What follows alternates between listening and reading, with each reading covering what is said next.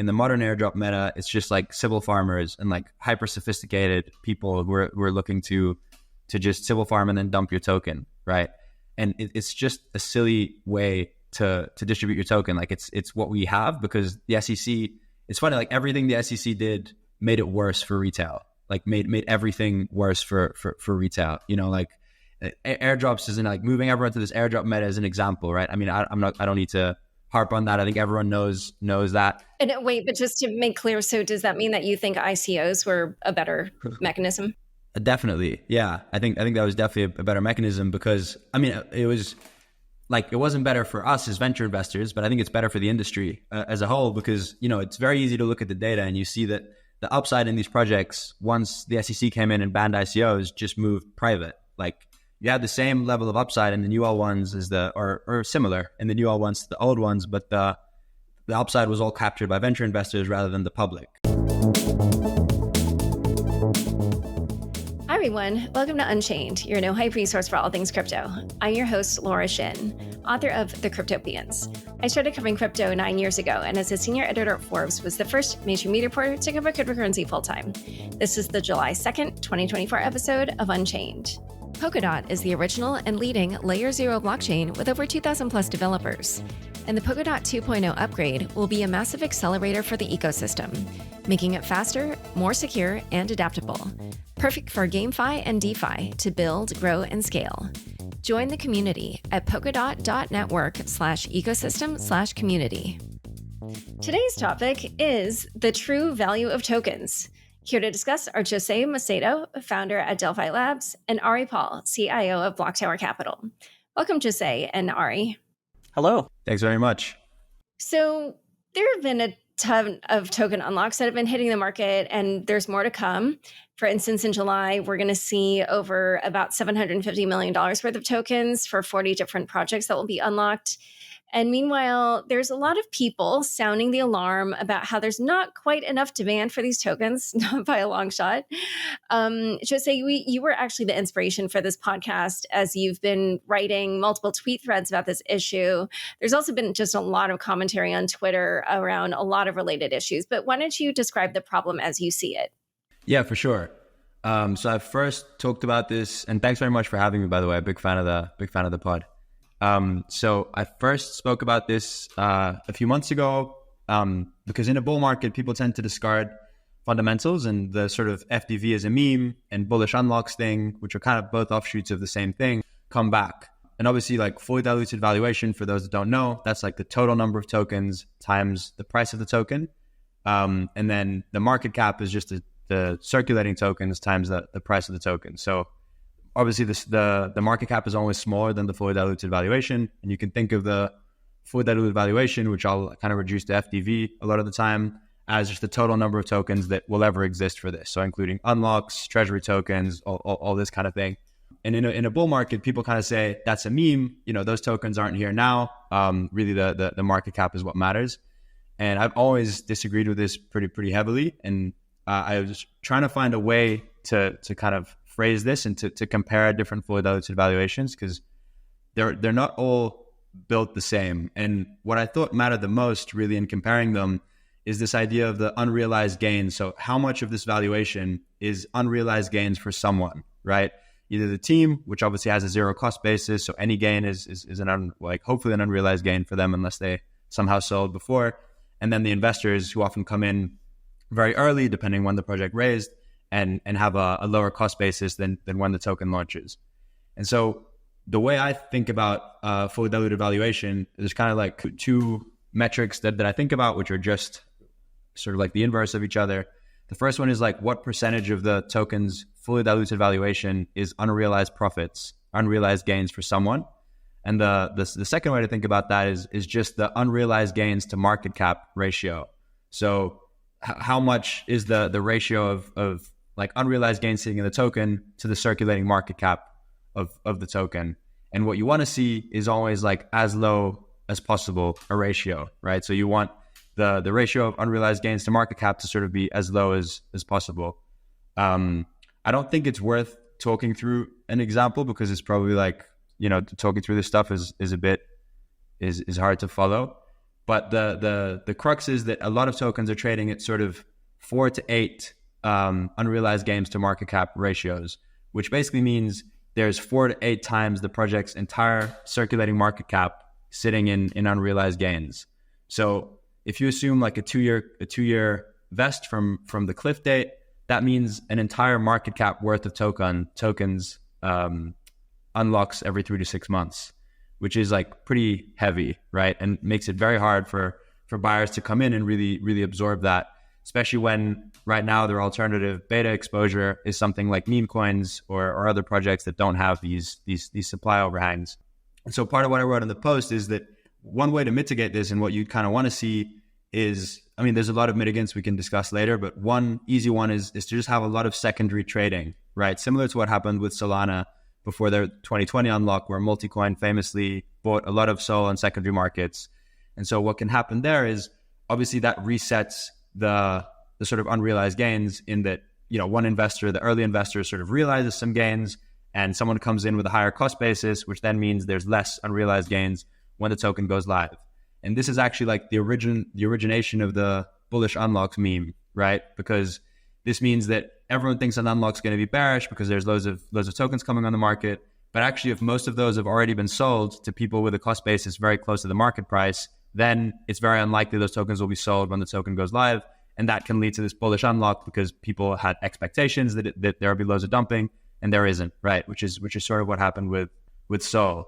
And I guess looking into the OTC market, I don't really see that happening right now. Like a lot of the assets with really high FDVs don't have a lot of bids, even sort of 70% below market price, right? And this is for the SAFT, for the SAFTs of the early rounds, which are normally a 1 year cliff and a 2 or 3 year vest. And then when you look at the volume in SAFTs, if you sort of exclude Solana and Ton, which probably did $1 billion between both of them, you have like pretty low volume for these compared to the amount of unlocks that are hitting the market. And so, yeah, that my conclusion was kind of bearish, that like a lot of these unlocks wouldn't really be bullish. And then there's like an interesting market structure thing, but I've already ranted for a long time, so I'll let you jump in, Ari, if you want to add anything there. Yeah, and right before he does, just to quickly explain, SAFT is it stands for Simple Agreement for Future Tokens, and this is just what it sounds like, where, you know, VCs or seed investors or angels or whatever get that kind of thing early for later when the token launches. Anyway, so go ahead, Ari. Yeah, fully agree, and nicely articulated. I think the Solana unlock is a great exception to riff on. Sometimes exceptions are like kind of prove the rule and are great case studies. So the Solana unlock, it was a massive unlock in January 2021. It increased the token supply by more than 200%. I think it was 213% if memory serves. And we were analyzing it in real time and came to the conclusion that it was a rare bullish unlock. And the way we got to that conclusion was we basically talked to the entire cap table and got the impression that basically the bulk of the supply being unlocked we had spoken to, and we believed they were bullish and they weren't looking to sell. We were at the right spot in a bull cycle to entice new buyers. The fundamentals of Solana were strong. So you had this massive supply hitting the market, but kind of air quotes, the fundamentals supported it. By fundamentals, I mean that term very loosely. Basically, there was real organic buying. The holders were pretty happy to have the asset at that price, but a very rare exception. As Jose, as you articulated really nicely, or to kind of riff on this idea, like why does I'm just agreeing, but just riffing, you know, why does this ratio of unrealized profit matter so much? Well, it ultimately comes down to human psychology and incentives. It's ultimately, why do people hold the token and what are they looking for to sell? And so really what this is getting at is the reality of that so many of these projects, so many of these ICO raises, people buy the token looking for a quick 10x. And that's why the 10x is bearish. It's because people are now sitting on this profit that they're desperate to capture. Some VCs are desperate to capture that 10x or 100x if it happens in a year. I mean, frankly, most people are eager to capture 100x's. You have to be a real true believer to not want to take any profit there for the most part. To me, the core framing around all of this, all the discussion around points, ICOs, timeframes, everything ultimately comes down to kind of a root issue around who's buying the token and why. And everything's about aligning incentives or the behavior around unlocks comes down to, well, who holds the token? if it's a VC that's really in it for 7 years, like let's say for the I don't know everything they've done, but A16Z for the most part seems to hold their tokens for a very long time. Well, if your cap table is made up of A16Zs, then an unlock in 6 months might not matter. Or if everyone who holds the token is a real believer and is looking for the next 100x, then it's not necessarily bearish. That's very rare in crypto, right? Because people are mostly putting their money in, hoping to get it out pretty quickly. Yeah, I actually want to zoom in on this notion about the unrealized profits to market cap ratio, or unrealized gains to market cap ratio, because Jose, in your tweet thread, you had a good example. And I think it helps listeners if we just like walk through it slowly. So you said, okay, you could have these two different projects that each had a $10 billion fully diluted valuation, which again is the total supply, not the circulating supply. But you said in token A, let's say they had raised $200 million at a $1 billion valuation, and the team gets a 30% allocation. Then for token B, you said, what if they had raised only $5 million at a $100 million valuation and the team has a 20% allocation? And basically, the conclusion that you reached was that token B is the more promising token because only 25% of their fully diluted valuation is unrealized profits, whereas it's 50% for token A. Yeah, maybe to convert it to the sort of unrealized gains to market cap, I'd have to add like a float to the example, like so we can calculate the market cap. So if you imagine that token A, both token A and token B have a 10% float, which would mean if their FDV is 10 billion, then their market cap is 1 billion, right? And then you keep the numbers the same for everything. Then token A, investors have like 4.8 billion in unrealized gains, right? To 1 billion in market cap. So it's like a 4.8 UG to MC ratio. And then token B, there's 500 million in unrealized profits from investors plus 2 billion from teams, so 2.5 billion. And then the market cap's 1, so get 2.5. So it's like half roughly the unrealized gains to market cap. And so, you know, you have to look at obviously other things to see whether it's going to be a good unlock or not. Like the fundamentals of the project really matter, but like all else equal, you definitely rather be invested in token B here because there's sort of 2.5 billion less of unrealized gains that are sitting in that token. Yeah. And so essentially, basically, it's almost, this is like such a weird comparison, but it actually does make me think of like the Bitcoin halving. If we're thinking about like new supply, like, you know, if you have these token teams and investors that are sitting on these tokens, like the notion that they want to sell at some point, like if you have double amount of that versus, you know, token B would sort of be like the post halving version where there's just like less new supply that you could expect to come onto the market. So one other thing that I wanted to ask about when we were talking about this is that, like you also mentioned in here, to be wary because sometimes the numbers that these teams report to CoinGecko, like the teams might play with those a little bit. So do you have examples or like, you know, how exactly do they fudge those numbers? I do have examples. I don't know if I want to call out specific tokens without, I'd want to be really sure of, and I don't think I'm sure enough to do it. But basically teams it benefits teams to optically have the highest market cap possible, right? Because effectively it makes your unrealized gains to market cap ratio smaller artificially, right? So in theory, if let's say you could say that you had a 10% float, but actually your float is 1%, you look like, you know, when people look at CoinGecko, they think, oh, you know, maybe the unlock's only 10%. This, you know, they calculate the unrealized gains to market cap as a certain number, but actually it's like 10x that, right? The real number is 10x that. And this also has the added thing that it's much easier to manipulate a 1% float, especially if then market makers control over half of it, which is something that also happens that we could talk about, you know, when market makers often on launch day have like up to 50% or more of the float. And so it becomes much easier to sort of control price, which again is a benefit leading up to unlocks and stuff like that. So the best way to do this is really to look into look at the primary data. So Etherscan, I mean, obviously the project blogs, although those can sometimes be fudged too, but for quality projects, realistically, they won't be.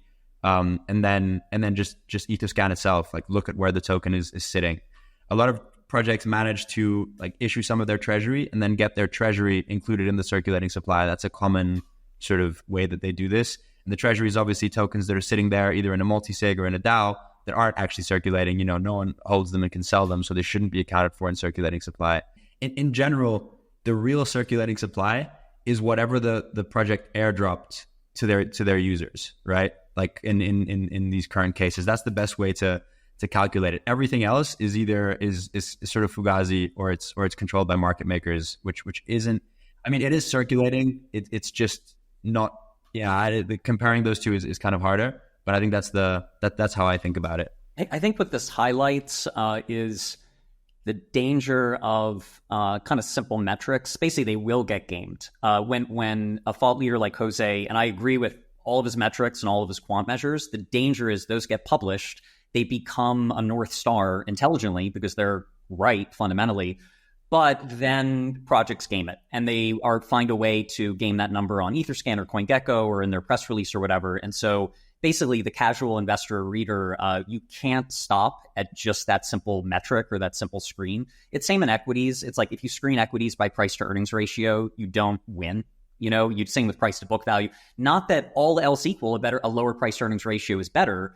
The issue is if that's all you're doing, you're either going to get fooled by someone gaming those numbers, or you're left with the exceptions. You're left with the dregs that why did all of the smart money pass over the projects that look good by these metrics?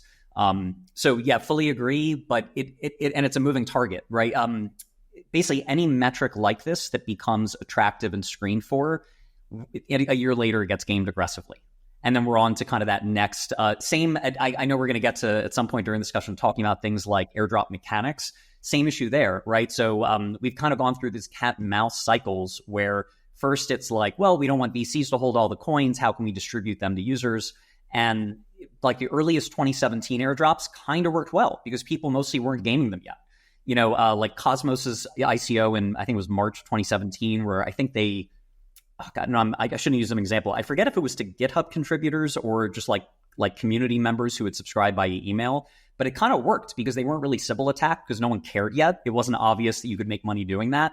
Well, then what happens? People see it. They start Sybil attacking it. A Sybil attack is just where you find a way to be more than one person. So it could be if it's tied to cell phone numbers, it's you spin up 1,000 cell phones. If it's tied to GitHub contributions, you spin up 1,000 fake accounts.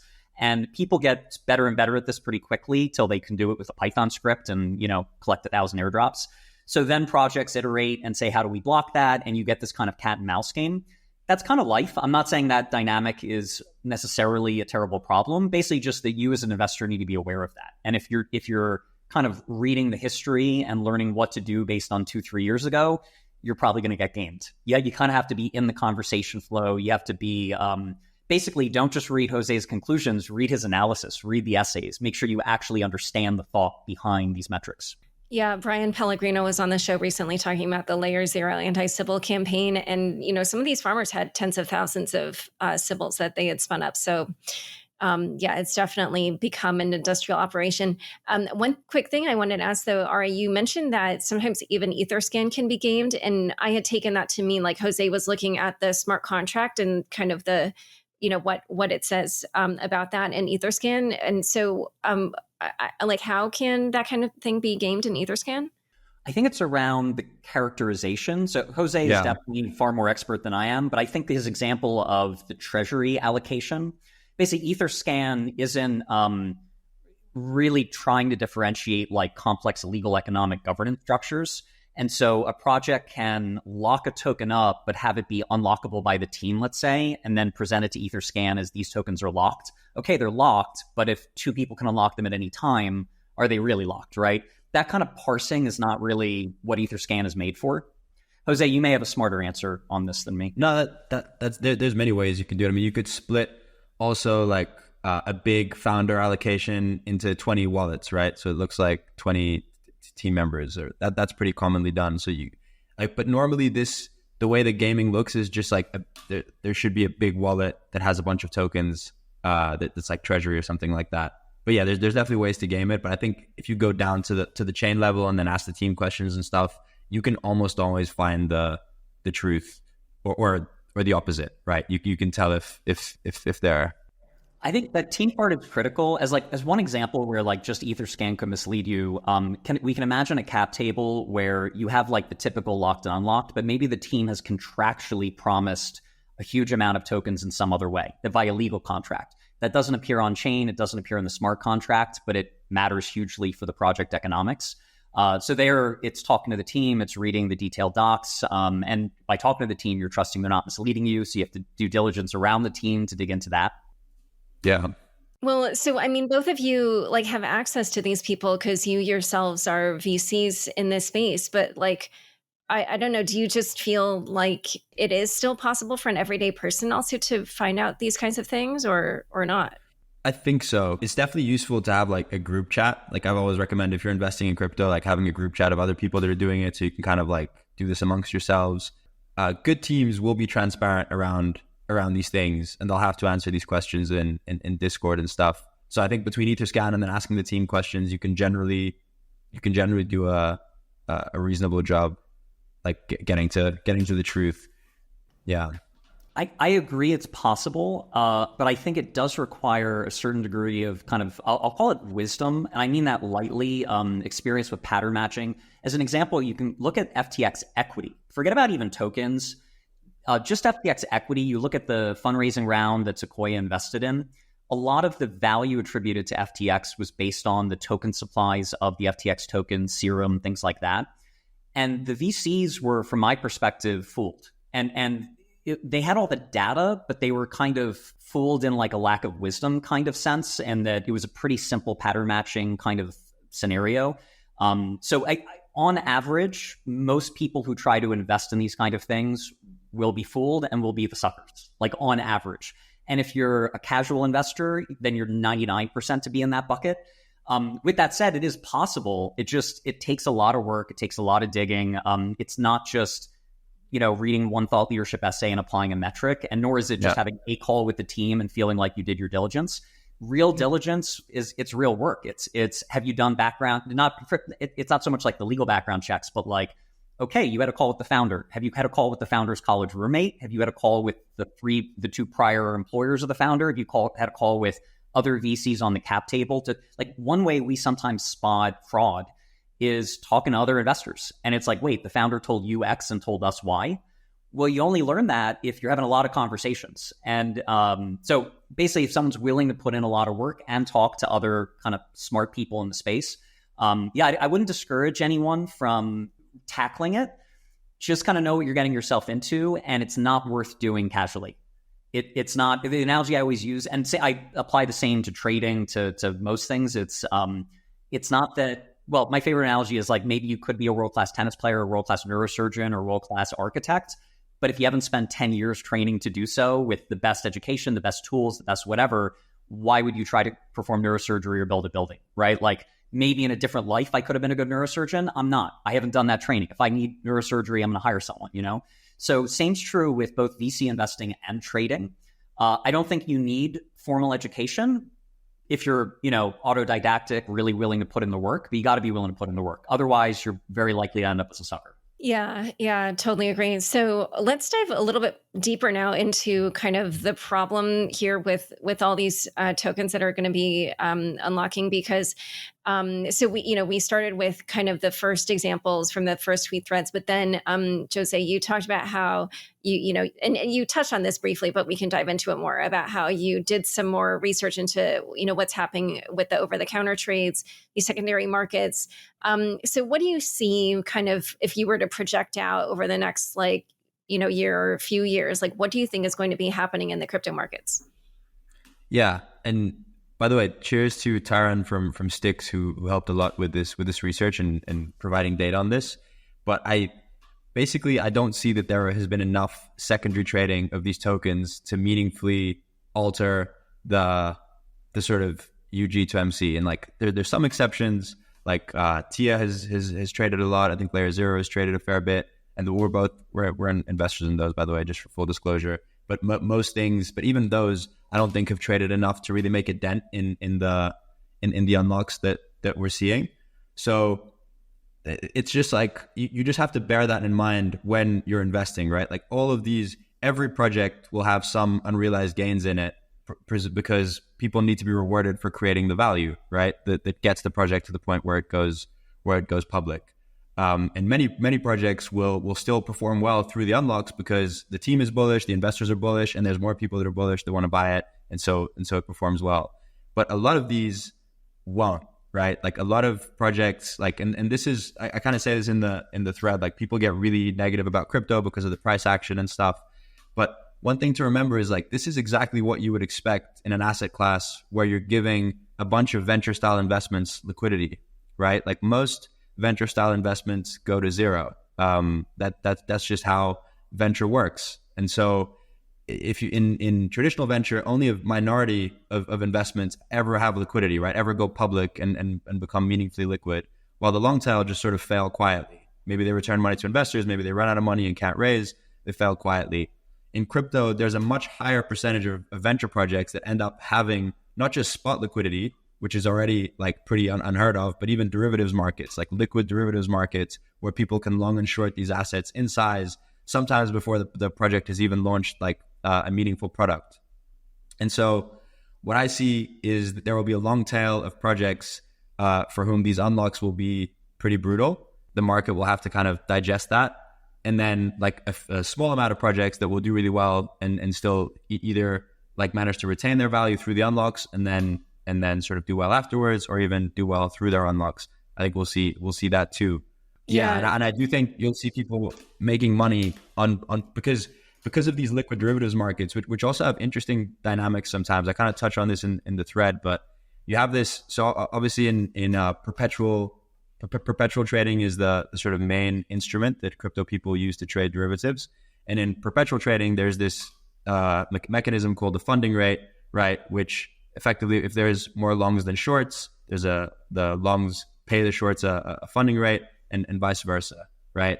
And a lot of these assets, which are trading at very high prices and have no bids in the OTC market, even 70% below that price, are still trading with positive funding on centralized exchanges, which means that you can get paid to short them, which is a very bizarre dynamic and not something you'd expect, because you'd expect if there's a lot of sellers OTC and no buyers, then theoretically the OTC seller could just short the perpetual, and vice versa. If you're buying it on the market and you're bullish on it, you could just buy it locked at a 70% discount or some discount and do that instead. And so I kind of like was wanting to understand why this is happening, because especially if you're trying to take a short, you kind of want to understand, like, am I the sucker here, or is there something going on? And my conclusion, which is just like, speculation, is that there's just idiosyncratic things that make it so that like sellers don't want to sell and sellers don't want to short the perp, which is, most of these, you can think of like, who are the sellers for these tokens? It's basically the team and the investors, right? The people that have unrealized gains. For the team, a lot of them will have like 90% plus of their net worth in the token, right? Like a lot of these founders aren't rich before. And so that you just don't have enough collateral to short your token. Like this is, and also you don't have the expertise to do it. You're not a sophisticated financial market participant. And the same thing with venture investors. Like venture investors aren't set up to, I speak for, for ourselves and all the venture funds I know, none of them do active shorting. Only certain hedge funds do it. It's difficult. You can get blown out of your short if the market, and then liquidated as the market pumps, and then you're no longer hedging anything. So this dynamic means that the sellers don't want to sell, and at the same time, the buyers are probably like unsophisticated retail on these centralized exchanges. Some of Binance's 200 million users, and they don't know about the OTC market or have access to it. So you have this dynamic where people can short these tokens in size and get paid for it, while there's no bid for them OTC at the same time, which seems like it shouldn't be happening. Does that make sense? Really well articulated. Yeah. This is Jose stealing my thunder here, because I have more of the trading background. So this is an angle I think about a lot. Jose, I think you nailed it. So just to riff on that, and I probably a lot of people didn't follow it, and that was like gold. So a lot of people, you see the token price, let's say on Binance Perps, and you see the underlying asset, and it looks like a hedge. It's not for a VC fund for a lot of reasons, and Jose kind of quickly listed all of them, but they're all quite substantive. So one, often this hedging has to be done on a pretty risky exchange, an exchange that might be of questionable legality, has a lot of counterparty risk. So one issue is if these exchanges would, for example, have to borrow at 15% annualized to borrow debt, then that means that when you put your capital on their platform, you should assume you're losing 15% a year because you're effectively lending them that money. So add 15% a year minimum. And if it's exchanges, I mean, like we saw what happened with FTX, right? People who were hedging on FTX lost their entire hedge. So that's one issue. You also have kind of this compliance angle for a lot of VC funds. And then VC funds don't have working capital. For a VC fund to hedge a position, they have to call more cash from their investors, give that cash to Binance. That's not really part of a VC business model. It adds a big, it hurts their performance, all else equal, because it means they have a big chunk of cash tied up as a loan to Binance, a 0% loan, or if funding rates are a little positive, maybe it's a 10% loan, but that's, again, a below market credit loan to Binance. And then you have this issue that you're not locking anything in. What happens if the next day the funding rate is negative 100%? So now you're paying 100% annualized to hedge. Presumably you're going to unwind your hedge, but what if the token price collapsed in that day?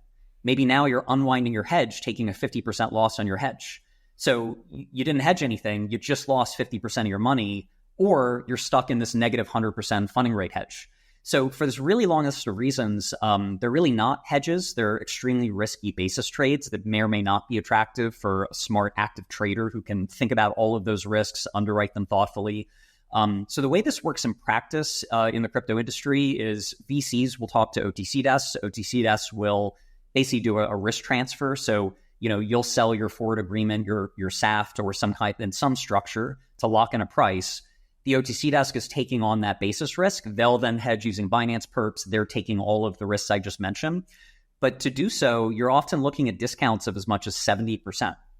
So if you think about it, basically the fair price that you're seeing on Binance for, or let's say for the small circulating liquid token can be 3, 5, even 10 times higher than the real price, the price that the actual team and investors are actively selling at.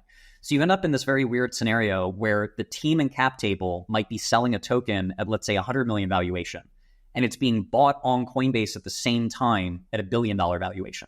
That would be a really extreme separation. Usually it's more like a 30% premium, 50%, 70%. Usually the 10 to 1 has happened maybe a couple times in history, but you get the idea. It's really, there's almost two separate markets. And so how do people get hurt by this? Well, the retail buyers buying the Coinbase price, they're overpaying by 30% or 10x or whatever.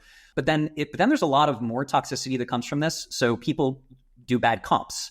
VCs will say, oh, this is trading at $1 billion valuation on Coinbase. Therefore, I should invest in this next seed at a startup $100 million valuation, which is probably 10x overvalued. And the worst is when people borrow against those assets. That has led to the tens of billions of dollars of wealth destruction in crypto. BlockFi did it with GBTC. FTX did it. Celsius did it. Vol did it. Basically, most of the blowups in crypto have occurred when people misunderstood this and lent against these improperly marked assets, right? They lent against the lock tokens based on the Coinbase price or the Binance price, and that led to the total destruction of these firms and the LP. Basically, it's hard to understate how devastatingly costly this mistake has been in crypto. It's probably been responsible for more losses than everything else. Well, I was going to say everything else combined. I shouldn't say that. I don't know if that's true. The hacks have taken up a lot as well. Wow. Yeah. I mean, when you put it that way, it's very clear. Just everybody's looking at numbers that are not necessarily meaningful. All right. So in a moment, we're going to look at potential solutions to this issue. But first, a quick word from the sponsors who make this show possible. Polkadot is the original and largest Layer 0 blockchain with over 2,000 plus developers. And the anticipated Polkadot 2.0 upgrade will be a massive accelerator for the ecosystem, upgrading the infrastructure with 8 times higher transaction throughput and twice as fast block times, perfectly tailored core time for the needs of every protocol, trustless bridges internally and into Ethereum, Cosmos, Near, Binance Smart Chain, and revised tokenomics and the implementation of a token burn to reduce inflation. Perfect for GameFi and DeFi to build, grow, and scale with one of the most active crypto communities in the space. Polkadot recently announced a partnership with Mythical Games, bringing top games like NFT Rivals with over 650,000 players and 43 million transactions to pave the way for GameFi and the Polkadot ecosystem. Get your Web3 ideas to market fast with economics that work for you. Think big, build bigger with Polkadot. Join the community at polkadot.network/ecosystem/community. Back to my conversation with Ari and Jose. So there's like a ton, and I had actually written out a bunch of these to ask as individual questions, but I'm going to try to maybe just list a few because I think you guys could sort of riff. Let's see. There was a proposal by Ro Patel at Hack VC that proposed something called liquidity adjusted vesting, which had the vesting being multiplied by some kind of factor for liquidity. And then this would mean that like if liquidity was below a certain threshold, then vesting would only be a fraction rather than the full amount.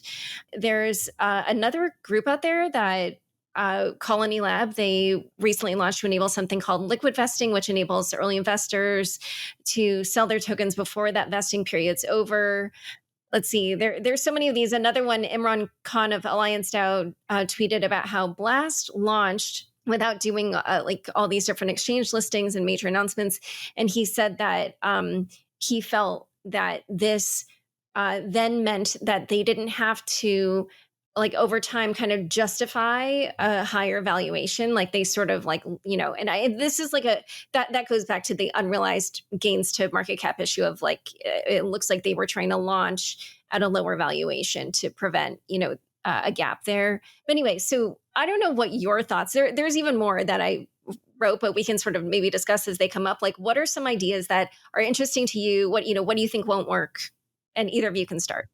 I'm happy to start, and thanks for the color. That was awesome. All right. And I guess before going into solutions, one thing that's worth discussing is just that it's hard to solve this right now because the status quo is working for the people that it kind of needs to work for, which is the team and insiders, like at this point, right?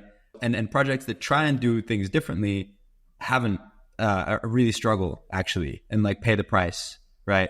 And so specifically, what happens? You launch with this low circulating supply, and then the market makers own a lot of the supply. It trades huge volume on the first day, so the price looks real, the market looks real, and then even if you launch at a really inflated valuation, you're launching it to a centralized exchange, 200 million users. They get anchored. Like the psychological anchoring seems really strong. Where if something launches at 10, even if that's 10 billion, it looks cheap at 5, right? Even if the real value is 100 or the seed was 100 or whatever a few months ago. So there's this psychological anchoring thing that happens. And then also for the projects, they get to pay their employees and team members and do grants in this token that's now higher priced. So you can get way better talent, right? You can incentivize people to come work for you that makes it very hard to compete as a project that hasn't launched a token this way. Your team up, there's like retention benefits to it. There's benefits to everyone being sort of paper rich. And then now they're really, really incentivized to make this work. And then sometimes they can even cash out on secondaries and actually like realize some of that value. If you're doing a points campaign or a yield farming campaign, you can offer way higher APRs, right? The APRs nominally look way higher because your valuation is way higher. Kind of what we've seen with the whole LST stuff with EigenLayer and EtherFi and stuff like this. It's also just like more legit, right? If you're a founder of a unicorn project, you sound super legit compared to someone that's like of a low cap, shitcoin or whatever people would call it. And so there's loads of benefits to this meta. And also you're not really seeing the public complains a lot about it on crypto Twitter, but these things are still launching at like multiples of the last valuation, right? And if retail was truly oversaturated and there was no more, markets are really good at revealing information, right? And if retail was really oversaturated and didn't want to buy these anymore, then they should be launching below the last round and kind of punishing this meta. And that hasn't happened yet, which is why I think despite all the angst on Twitter, this isn't going to change yet, because it's still, and like when you see projects, for example, one example was like Friend Tech, right? They did this like launch. I mean, there's other issues with that, but they did this, fully diluted launch, fully on chain, no centralized exchanges, and like look how that's gone for them, right?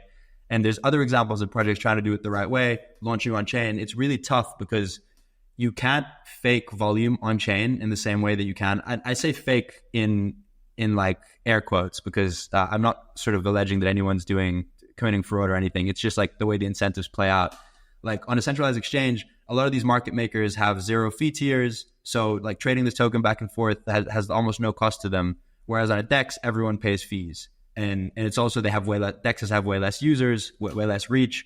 And so projects that launch on chain first then actually find it way harder to get listed on centralized exchanges. And centralized exchanges prioritize new tokens. They want the new chart, the new token. And also then you're like, if you launch on chain, your volume is being compared to a project that launches on a centralized exchange, and it looks like several orders of magnitude lower. And so why would a centralized exchange list you if they can just list the hot new token? So there's like a bunch of dynamics in the market that together make it so that I don't think this thing is ready to be solved yet. But yeah, yeah. Well, the one thing I would point out is I think everything that you're saying applies for the short term. It's like that saying, choose your hard, like if you can do the short term easy thing, but then over the long term, it gives you a hard life, or you can do the short term hard thing that over time gives you an easy life, which is the same thing I think applied to tokens. But I do think you're right that even when the tokens try to do the right thing, because all the other actors are in the short term game. You have to make it to the long term, right? That's kind of the issue. And like a lot of these aren't just there. If they make these decisions, they don't make it to the long term, which is really tough. Exactly. Yeah. It actually reminds me of something Olaf Carlson we said earlier, which he was, just talking about like token distribution, tokenomics. And he was saying, in order to make a token really successful, you have to give it to as many people as possible. So that would, then, kind of mean it would be better to have smaller allocations for the early team and the investors. But again, like you're saying, these are the people who are benefiting from the current setup. And so, they don't have that incentive to change, but it means they can have the nice and easy life now, but that might not mean that they end up building something that is successful long-term. Yeah. And a lot aren't trying to. I think a lot of this comes down to kind of the core spirit. And then, so a lot of entrepreneurs and VCs are just trying to play the pump and dump game, and that's what they're optimizing for, and everything follows from that. You do have a lot of kind of more gray area projects where maybe the founder is well-intentioned, wants the 10-year horizon, wants to really build a real product, but there's some team members who want the quick buck, and then you have a lot of pressure from the cap table. So maybe you have some A16Z types on the cap table who want you to optimize for 10 years, but then you've got, filling out the cap table, a lot of people who are then calling you every day saying, where's my liquidity? Where's my pump? I've talked to a lot of entrepreneurs who that's the conversation. They say, Ari, I really want to build for 7 years, but my phone's ringing off the hook. What do I do? All these LPs or investors are, screaming at me for, and I'm like, wait, when did they give you money? 6 months ago?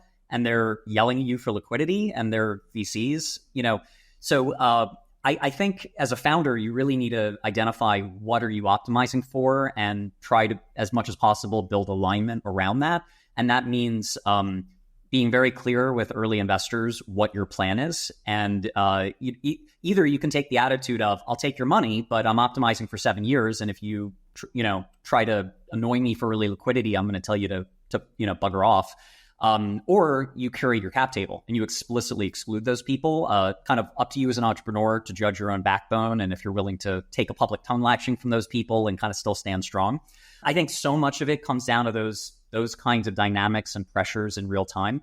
You do have a competitive pressure to build a war chest to go big. There is a reality that if you try to just build in quiet and, I'll build it, they'll come kind of mindset, that does often fail when you have these competitive network effects.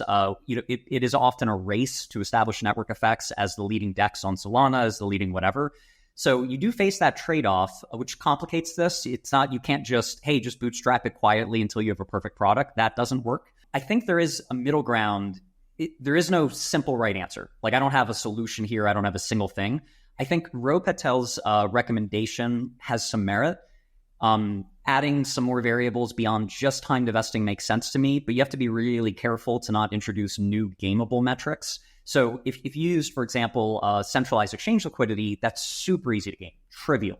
And so I'm very confident using that as a metric would do worse than nothing. Like it would just move more of your cap table into the hands of the worst people.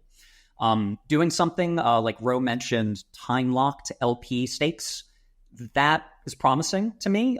Basically, you need the person to really have skin in the game. And so if it's a true time-locked LP stake, that could be real liquidity that someone is really committed to. It's ultimately going to be case by case. I think I put a little thought ahead of this conversation into, like, do I have an opinion on the right answer? What's the best advice you can give a founder?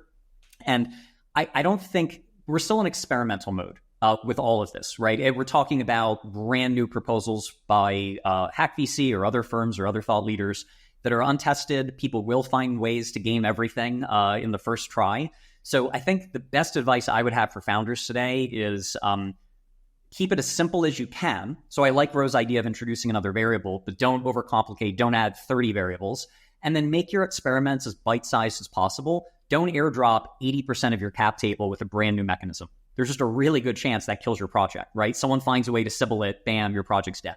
Instead, airdrop 5% of the cap table with your new experimental mechanism. Then if that works, 6 months later, you can do another 10 or 20 or 30%. Basically, be humble, experiment, but be humble with those experiments and try to make them survivable mistakes, because they probably will be mistakes the first experiment or 2 or 3. Well, yeah, actually, I was going to, because, we had started with this sort of general discussion, I was going to maybe do a lightning round where we actually went through kind of all these different proposals that I've seen floating around. But it actually sounds like maybe the answer is to, like, switch it up or something. I don't know, like some of the other ones that I saw were, well, first of all, I think this was Wasi Lawyer. I don't remember. I unfortunately didn't write down who it was that said this, but they tweeted, vesting may need to undergo a transformation from the typical 1 to 4 years to a longer span, such as 2 to 7 years or beyond. But hilariously, Kyle Samani tweeted back, 1 year cliff, no vest. And then, there was another one. Someone said that low float, high FTV coins should switch to price-based unlocks. This was Wasi Lawyer versus time-based unlocks. We've now floated multiple ones, so I don't know if you have ideas on which ones work better or worse than others. Yeah, personally, I'm not a huge fan of changing the unlock condition, just because we have sort of 40 years of startup data on this, and like it's very hard to define a North Star metric for success in a startup early on. Like it changes a lot over time. You pivot, is it TVL? Is it users? Is it volume growth? Is it liquidity? There's like so many things you could list. And like, exactly like Ari said, any metric will not only be gamed, it will also be like optimized for potentially at the expense of like actual success. You optimize for liquidity and sending a bunch of incentives to get time locked LPs, because that's how you can get exit liquidity, even though that actually doesn't move the needle for your project being successful. So I do think the simple time just works well. And at any time, you could just assess whether the metrics as you see them as an investor have been hit, right? That's kind of the nice thing about time. You can choose, when the unlock is happening on a time basis, and you can just decide, well, I don't think they've reached success by the metrics that I define, so I will sell.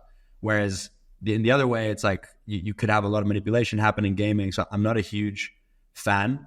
The things I'm most a fan of is, so if you think about it, the issue is like a high unrealized gains to market cap ratio, right? So there's kind of 2 ways to improve this ratio. You either lower the unrealized gains that exist, or you increase the market cap or the float. And I think both of those have potential. For me, the easiest way to lower the unrealized gains that I see is just raising less money. There's a lot of projects raising way more than they need. Like these are mainly software projects which have inbuilt business development through token economic incentives and mechanisms. You don't need to raise like $200 million as an L1, to reach success. And when you see the successful L1s, none of them did raise these massive rounds. And so I think that's a huge issue where these projects are just overfunded, and there's too many gains for that reason, and the funds aren't being used productively to make the project succeed. And then the other side is, so that's, I think, a huge issue. The other side is like increasing the float. And I don't think doing that by increasing the airdrops really makes sense. Like I think airdrops are already in many cases way too big, because you're giving people tokens with a zero cost basis. And often in the modern airdrop meta, it's just like Sybil farmers and like hyper sophisticated people who are looking to just Sybil farm and then dump your token, right?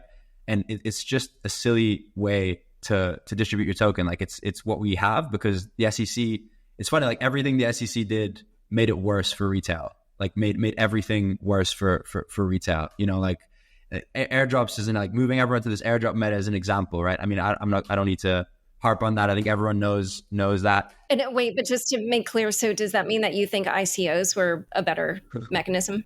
Definitely. Yeah. I think that was definitely a better mechanism because, I mean, it was like, it wasn't better for us as venture investors, but I think it's better for the industry as a whole because, you know, it's very easy to look at the data and you see that the upside in these projects, once the SEC came in and banned ICOs, just moved private. Like you had the same level of upside in the new L1s as or similar in the new L1s to the old ones, but the upside was all captured by venture investors rather than the public, right?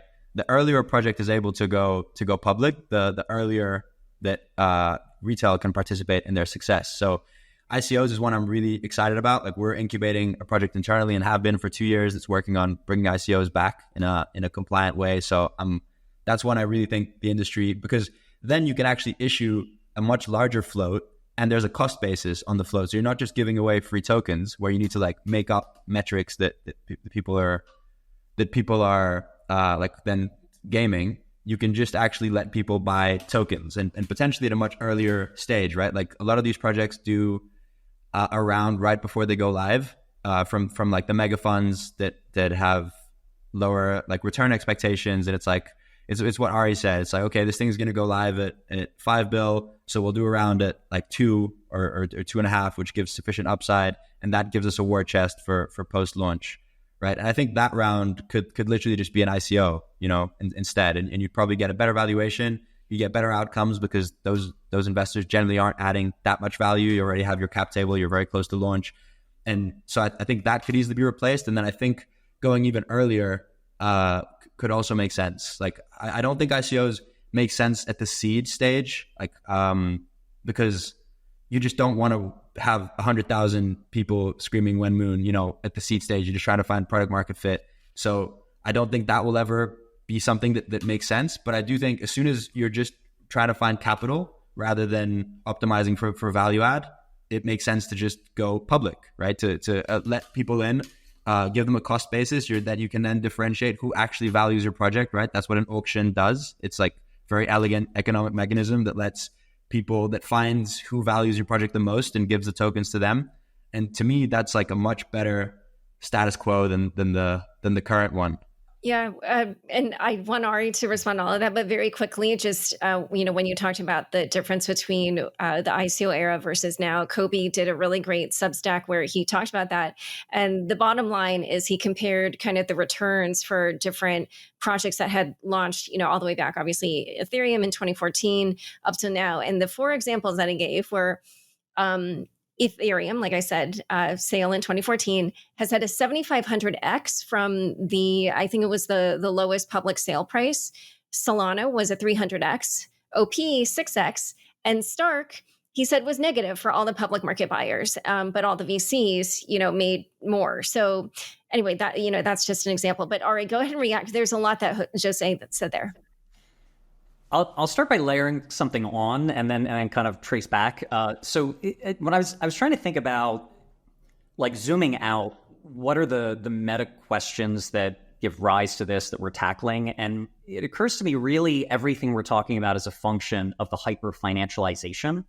So Jose referenced like the 40 years equity history, where, and I think there's lots of historical parallels and learnings, but there are some differences. So really everything we're discussing is about rent-seeking middlemen and their manipulations tied to early liquidity. So, you know, we have these early seed stage or Series A stage projects, and they're getting liquidity in some form, even if it's just Binance perps, and then everything else follows. It's, oh, well, we have retail pumping our coin, we need ad price support, we don't want them to feel diluted, we don't have control over that, so then we get market making, or we don't want it to go crazy, so we need liquidity. Well, why isn't there sufficient liquidity? Because our token barely has a product and barely has users, but it's got hype and it's got speculation and it's got retail speculating on the coin, even though no one uses it or uses the protocol or uses the product. So all of that is really a function of these early stage projects having kind of financialization far in advance of their fundamentals, whether fundamentals are the product market fit, the usage, something like that.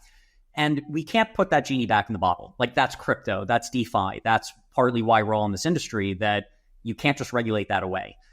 So acknowledging that we can't put the genie back in the bottle, you can kind of go in one of two directions, I think. Either, I think where this ultimately ends up is probably either you delay launching a token for a long time to prevent there from being a Binance perp or OTC trading or anything like that. If you signal there is no token for 3 years, that kind of kills the secondary market, or at least makes it much, much, much smaller and less interesting. And then you say, basically we're going to delay having this token to speculate on until we have a product, some usage, something to support it. Or you embrace the hyper-financialization, you eliminate all these rent-seeking intermediaries, and you say, why are we having vesting and unlocks at all if we know the team and the cap table are going to be selling tomorrow?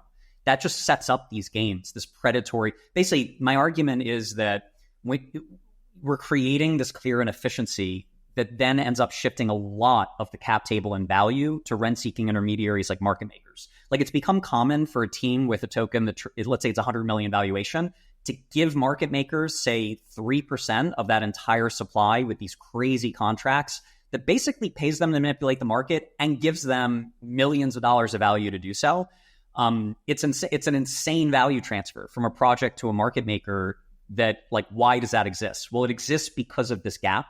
So rather than, or same with the kind of corruption introduced by the short-term VC pump and dump dynamics, where the VCs, not all VCs, of course, but some of them, who are then, they become hype men and market manipulators in service of this. So the other way to go, rather than trying to be really smart about it, is say, this is a losing battle. This is financialized. It's going to be speculated on. Let's embrace it. Let's just eliminate the unlocks entirely. It's like, look, we know the team is going to be secretly selling anyway via contracts or OTC desks. Why play games with it? Why allow these market makers, OTC desks, or VCs to capture so much value, kind of playing this almost arbitrage game? Another example, the SEC has launched a bunch of investigations into VCs for acting as securities dealers. My own read and legal analysis is the SEC is absolutely right on that. Basically, you have some VCs who, this is the conversation with the team. It's, hey, the token unlock is happening in 2 months. We're going to give you, hey, brand name VC, we're going to give you tokens at a 50% discount to where we think this will trade in 2 months. In exchange, you will promote the token. That is hiring the VC as a marketer. The VC is acting as an investment banker in that scenario, right? They're getting paid 100% markup to distribute the token. That is acting as a securities dealer. And from an ethical perspective, you're acting as a pump and dumper very explicitly. Why? So we can't disallow that. I mean, unless regulation in some places can, but how does crypto deal with that? You deal with it by eliminating the lockup entirely, potentially, right? So you're still going to have games like that get played, but at least let's make it, it's kind of like with MEV, the spirit of DeFi generally is, it's not the market manipulation won't happen. Let's at least make it not institutionalized. Let's at least have it be a true competitive landscape where we at least eliminate these kind of rent-seeking intermediaries and all of their value capture. So is that the Calsamani? So like you'd want everything to unlock at once kind of thing? I don't think I'd compare my views to his, and I think the spirit of it is almost opposite. I guess I am advocating in some cases for faster, earlier unlocks. All I'm trying to do is present kind of this mental model of a binary. It's like either have it be really long-term liquidity, investing, and aligned interests to minimize these games, or if the games are going to happen, if you're going to have people pumping and then dumping in a year, and that's their whole game is just, we're going to, take this pre-product thing and get it traded at $1 billion valuation so we get to dump in a year. If you're going to have those people, well, how do you prevent them from sucking so much value out of the ecosystem? It's don't give them the year. It's don't let that insider have early access where they're then expecting a 3x markup just for holding your thing for a year. Right? Like make it a level playing field, go back to the early 2017 ICOs like Cosmos, where it's at least a level playing field in some form, which, as we're discussing, is easier said than done, right? How do you make it a level playing field? Not an easy problem, but the current version, or what Kyle's recommending, is almost, I would say Kyle's recommendation is about as opposite of that as you get. It's give the insider special access and then let them dump in a year. That's so I'm trying to get as far from that as possible by going in either direction. Well, so here we are discussing all these potential solutions, but these would really apply to upcoming projects. Whereas, as I mentioned earlier in the show, we have a whole bunch of token unlocks that are coming for existing projects. And, people can look this up on apps or on sites like, I forget, one of them is called something literally like tokenunlock.app or something. We'll put the link in the show notes. But the point is, just say you mentioned looking at ways to reduce the unrealized gains to market cap. And initially when you said that, I thought you meant for existing coins, but I realized from the way you spoke, you meant for coins that are about to launch. But, once the genie is out of the bottle, then is there a way to address that other than just inflating the fully diluted value the fully diluted value at some point in the future? Or, what do you think we can do with these many projects that have already launched this way and are going to be seeing their tokens unlock? I agree with Jose. I see a bearish landscape ahead. You have you even have VC stuck in stuff from 2017, 2018, where they're nearing the end of their VC fund, and they can say they want to hold forever as much as they want. You've been holding an asset for 7 years, and on paper it's up 30x or whatever. At some point, you have to sell. Right? I mean, these are professional investors who ultimately have, these are not people who can leave Solana their grandkids, right? They raised a VC fund, they owe money back to their LPs. So I think you have a lot of heavy bags, a lot. And people forget how hard it is to, $1 billion is a lot of money. This idea that you're going to have tens of billions of dollars to buy shit coins that you don't want and no one wants is far-fetched, is going to, I think it's going to be a hard battle for few individual projects to successfully navigate that the way Solana did in January 2021, but those will be the exceptions.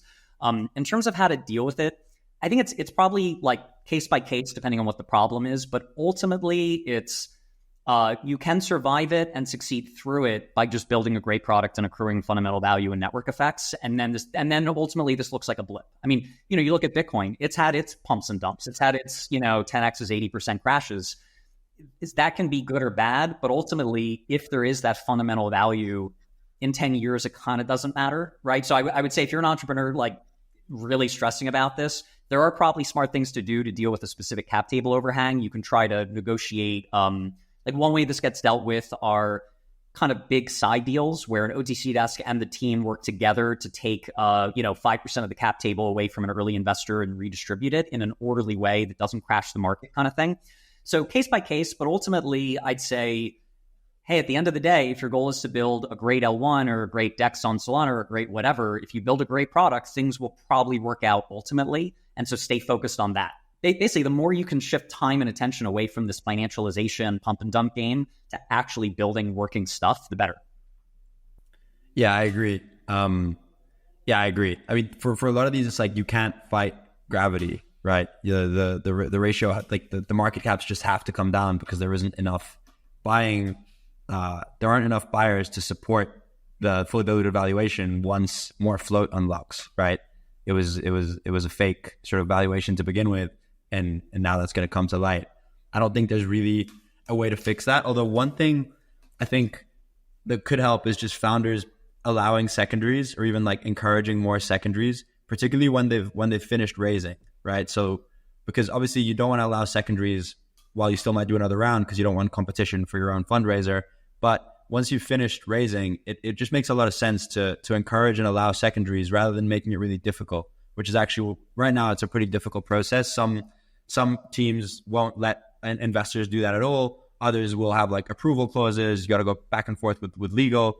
And the contracts are designed in such a way that makes it difficult. And I think that is all for regulatory reasons. But it does make the situation a lot worse because, for instance, if let's say when T is at $20, there's a bunch of secondary transactions that take place at $8 or $9, which is actually what happened. Then suddenly you have a bunch of that supply, which had, depending when they got in, 1,000 to sort of 20x unrealized gains. Now they're actually, at the current price negative, right? The people who bought secondaries there. And so that completely changes the unrealized gains maths. So I do think secondary trades kind of help. And then I think there's projects that will do longer vests. I do think of all the solutions you mentioned, the longer vest makes the most sense to me. I think a 2 to 7 year vest is pretty reasonable for a startup, and you know, especially for the team, but also for the investors. Think that's like a solution that makes more sense. It at least gives you more skin in the game long term. But for a lot of these, if you do that now, you're just like extending the pain, and to some extent, you just want to like rip off the Band-Aid and let people sell who want to sell, rather than like extend it for another few years of this. And for some of them, there won't be liquidity, and they'll just like go asymptote to zero. Although tokens never seem to quite get there for some reason. Like even sort of abandoned tokens never seem to really go to zero. But yeah, I think for existing projects, that's really all you can do. You kind of have to accept, you know, you benefited from the high FDV, and now you have to, you know, accept gravity to some extent.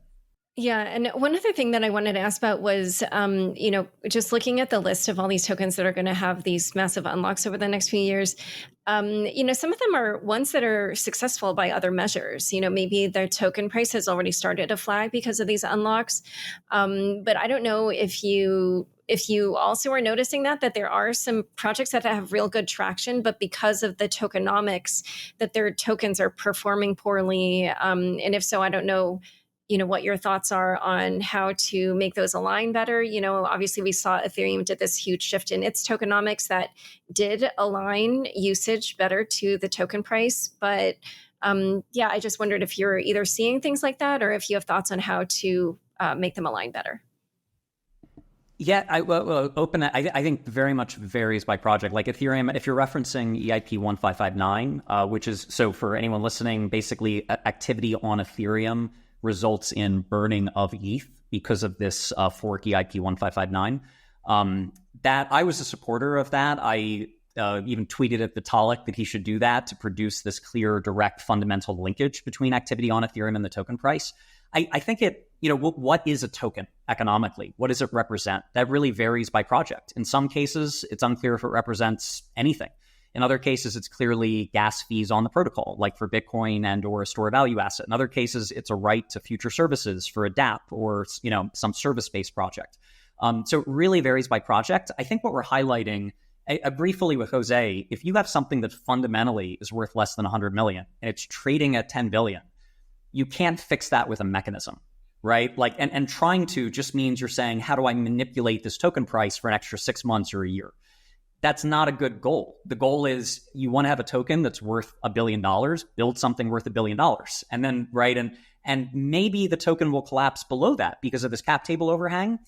And then, you know, you need a little bit of PR, a little bit of messaging, a little whatever, but it will recover if the thing is fundamentally valuable. It might take a year or two, whatever. So at the end of the day, you want a high token price, build valuable stuff for usage, you know, the normal, and if you say, oh, I've got a protocol or a DApp that has tons of usage, it's a great product, but investors are telling me it's unclear why the token should be worth anything, then yeah, you have a token design problem, right? If you've actually built a great product with great usage, but there's nothing economically linking that to the value of the token, then the token shouldn't be worth anything. And so you as an entrepreneur, if you want your token to have value, yeah, you need to change the mechanism. But again, I think it's hard to talk about in generalization. For an L1, I thought the IP 1559 mechanism seemed very smart to me. I'm not a protocol designer, not an engineer, so I say that in a general sense, directionally. I think zooming out a little bit, the whole ICO craze, I think, is kind of on, I won't say last legs, but we went through a cycle since 2017 where, like, early 2017, well, I mean, with the Ethereum ICO, it wasn't obviously a huge winner for a few years. I mean, it went pretty quickly from, I forget what its lowest price was, like 14 cents or something. You know, it traded up to a few bucks pretty quickly. But it wasn't really until like 2016 that it really drew attention as like, oh, wow, maybe we should invest in ICOs. And then you had the early 2017 ICOs like Cosmos that were immediately 10 plus X's. That was all pretty organic. The people who invested in those things were mostly not speculators. They were people drawn to the tech or interest because it wasn't a truism that this is going to be an easy 10X. Then after people saw that and pattern matched, it's, oh, I should just invest in every ICO. And so then you started getting ICOs, like the Cosmos ICO, there was no competition. You could have manually gotten as much as you wanted if you acted within like 15 minutes of their ICO window. So you had to act quickly, but like a human could have gotten as much as they wanted without competing against algos or anything. Forget about Sybil attacks. But then 6 months later, everyone's playing the game. Everyone's sibling to get into every ICO. And then what happens is if the cat and mouse game moves earlier and earlier and earlier. So early 2017, it was, you can buy this project at any stage. If you buy it on the exchange listing, it's still a good buy. But then it's, okay, no. The exchange listing is for dumping. But if you buy it in the Series B token raise, you're still good. Then it's, no. People are already dumping into that. That's already too late. So then it's Series A, then it's seed, then it's pre-seed, then it's advisor tokens. Heading into this cycle, the general sentiment I saw was a lot of crypto people saying, I'm going to play the game one last time.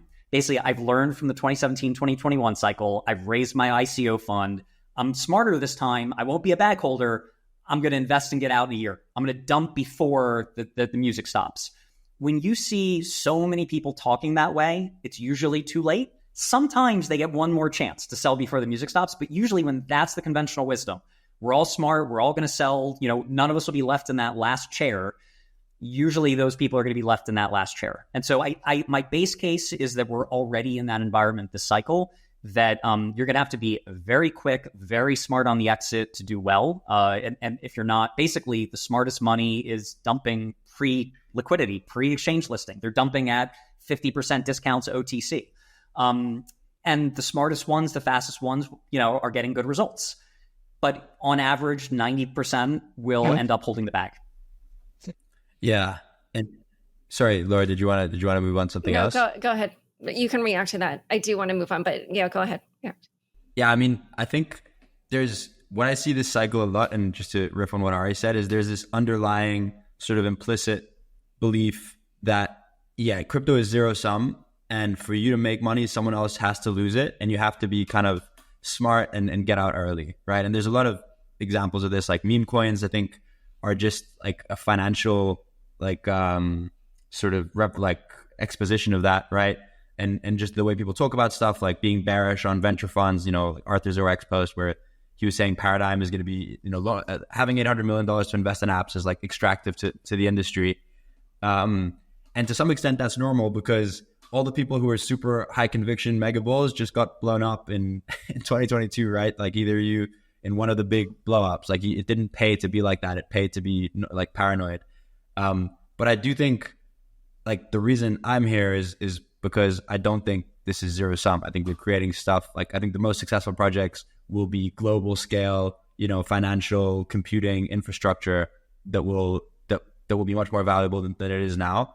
And I think a lot of people end up like missing the forest for the trees here a little bit. And obviously like that's not your long tail of there's a lot of crap out there. Don't get me wrong. But I do think there's some stuff that's really going to be important. And I think the returns on finding those early and holding them through cycles are much bigger than scalping, 2x's on trying to game these financial metrics or whatever. All right, so we're running out of time. There's still a few topics that I want to talk about, but I'm going to just put them all into one question and you can answer whatever part of it you want. So first of all, throughout this whole discussion, I do think that one question that we didn't really dive into, we've discussed in various ways, but like I didn't ask it head on, would just be like, what is the role of VCs kind of going forward? As you just mentioned, there are people who feel like VCs are extractive to the spaces. There's been multiple posts about this in the last few months.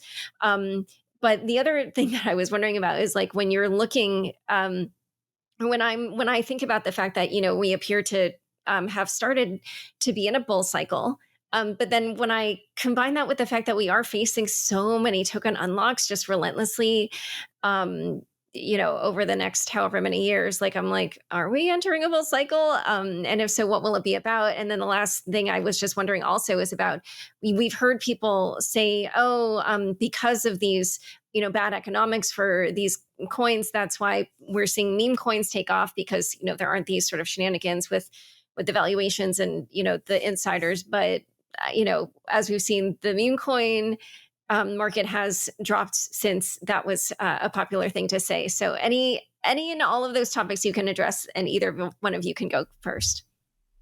I'll start. First, to echo Jose's optimism, because I've been super negative throughout a lot of this. Definitely, there are growth areas with, I mean, the addressable market is gigantic. We're all believers in the tech and the fundamental value propositions, which are tremendous, which are trillions of dollars.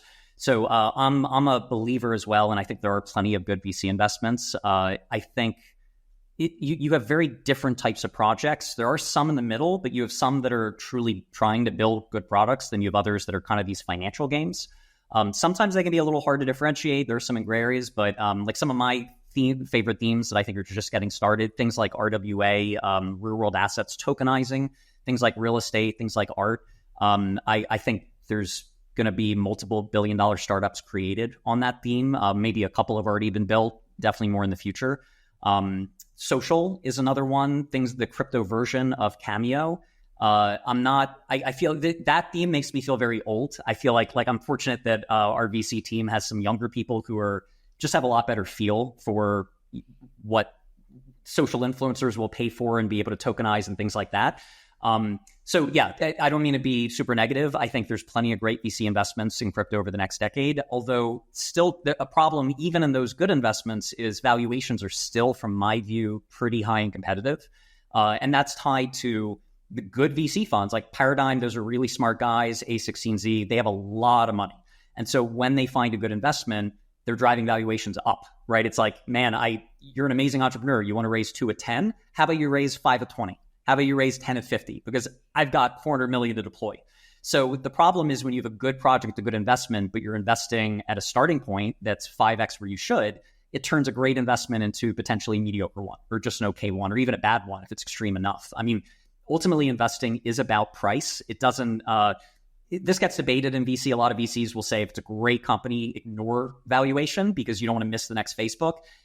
That might have been a decent truism like 10 years ago in equity investing. But when you're looking at a seed stage startup at $1 billion valuation, I mean, there are not that many things in human history that sustain 10 billion plus at maturity. You know, you're really handicapping yourself being a VC investing at, these outrageous valuations. What else do you raise, Laura, to riff on? Meme coins. Oh, yeah, it's definitely true with the meme coins. It's basically if people are engaging in financial nihilism and pure speculation, they don't want to be the sucker. And I would actually recommend it. If you're a casual retail crypto retail speculator, you're better off speculating on a coin flip or on craps in Vegas than you are trying to do fundamental investing in crypto if you're half-assing it. Because you're going to basically, if you go to Vegas, at least you know the odds. You know the odds are in the casino's favor, but it's not 99% in the casino's favor. It's 5 or 10%. So similarly, you buy a meme coin, you're probably going to lose all your money, but at least you'll know how. Whereas with some of these kind of shenanigans, you end up losing everything or 90%, and you're not even sure who screwed you and how. So I definitely think retail's gravitated to meme coins because it's just the purest form of financial nihilism and speculation. For clarity, most of that money is lost and will be lost. So, but if you're looking to gambling on that on a SEX or a CEX or a very simple DEX, where you're exposed to the minimal smart contract risk, hack risk, counterparty risk, at least don't pay more than you have to gamble. Yeah. With VCs seem to be blamed for like everything that happens everything bad that happens in the space is the VCs. And I think part of it is, and the role of VCs to me is the same as it's always been, which is to find really high quality projects and bet on them early and then ride that out with the team and help them succeed. That's like the optimal scenario for a VC. And I do think VCs get a lot of hate for like the high FDV, low float. That really doesn't benefit VCs that much. Like VCs don't get liquidity until a year later. And also like the other issue is that people think VCs are like the ones making all the money, but like the reality is when you see projects launching on Binance, that's like the tiny minority of projects. Like that's the top performer in the VC's portfolio that's made it to Binance. There's a lot of other bets that never see the light of day. And also even when it makes it to Binance, realize that the VC is not selling until a year later, when everyone's unlocking. So their return is going to look a lot different. So I think a lot of it is sort of based on that like angst, which is not really reality. And also like in bear markets, everyone on crypto Twitter is like dancing on crypto and VC's graves and declaring crypto dead. and the VCs are actually writing the checks that enable the next generation of infra to be built, right? And it's really hard to do that in a bear market. Is a fund who's done it like twice. It's not easy to maintain conviction and figure out what to bet on. And I think partly it's also like the feeling that the VCs have piled all this money into stuff and there still isn't a use case, and a lot of people have gotten really, really wealthy, VCs and teams, without there being a use case. And I think there's some jealousy there, like they haven't earned it. They're sort of lucky, which honestly I think is fair. Like I think I would have expected, when I started investing in crypto like 8 years ago, I would have expected more use cases by now. I mean, to some extent, like I would have been shocked with Uniswap and some of these other things and how much volume they're doing. So to some extent, I would have expected more, and to others less. But definitely 3 years ago, I would have expected more by now. When Uniswap was already a thing, and some of these DeFi primitives had existed. And I think if you were early as a VC, you were lucky. Like people who were in VC for the last since 2018 or whatever were very privileged. You had Gary Gensler made us all. Protected us all. He didn't protect retail. He protected VCs to some extent by not allowing retail in, right? And so, yeah, I think that's part of it. I don't remember the meme coins. Yeah, I mean, meme coins are like a pure beta exposure to crypto, right? I think they make some sense for that. I do think, again, like I said before, some of the really successful projects will outperform. And I think VC, like we're going to see very bad returns on a lot of the VC funds that were started over the last few years. And I think potentially the industry will contract, especially if ICOs come in a major way, because like VCs are very helpful at the early stage. They get less helpful as you go on in general.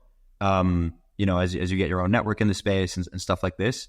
And so I think VCs will always be better for early stage projects than just like random ICO people.